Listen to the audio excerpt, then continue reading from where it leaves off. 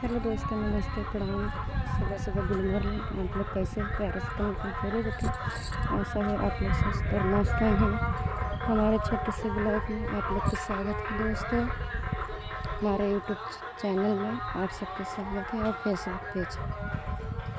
दोस्तों, हम लोग गए थे ब्रह्मा बाबा के लड्डू चढ़ाने के लिए। लड्डू चढ़ा के हम लोग घर पे जा रहे हैं। दोस्तों, वीडियो बना के मैं पोस्ट कर दी। आप लोग ढेर प्यार आशीर्वाद दिए हमारे चैनल पर। हमारा वीडियो आप लोग कहाँ से देखते हैं, प्यारे से कमेंट करके ज़रूर बताइए दोस्तों। और उधर देखिए कृति मन्नू को गोदी में ले हैं मन्नू पापा। आप लोग वीडियो में बना रहे दिखाओ, देखत जाइए आप लोग हैं। थोड़ा थोड़ा दिखी हैं दोस्तों। कृति हमारे प्रसाद ले हैं, लेके चलत हैं।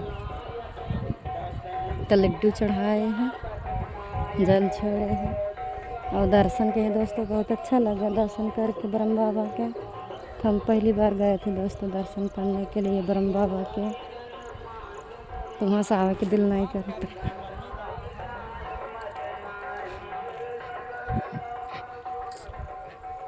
दोस्तों फिर मिला किसी नेक्स्ट ब्लॉग में।